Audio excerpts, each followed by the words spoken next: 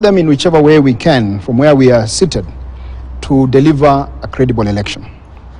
Having said that, of course, the responsibility to do that is ultimately that of the IEBC.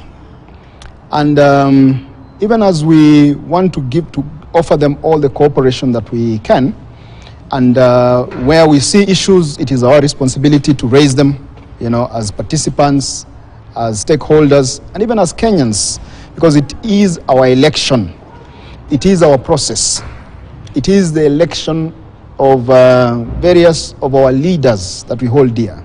And it is the future of this country that is at stake. So it's not an IEBC exercise that we can say, do it whichever way you want. Even having said that, right? There are things that we feel perhaps IEBC needs to address a little better. When you asked Kipchumba about the 1 million votes. I think the fundamental questions which needed to be answered even at the point of entry of that question. The fundamental question that needed to be answered was, how did Kipchumba's candidate know that 1 million voters were missing from the register before the register was made public, and the KPMG report had not yet been made public?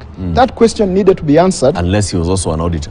Unless he was he was involved in the creation of the missing, or in the process of creating the missing, or in any other way. He must have had one foot in for him to know, or one eye in. So that question has not been answered, whether by Kipchumba, his candidate, or IEBC.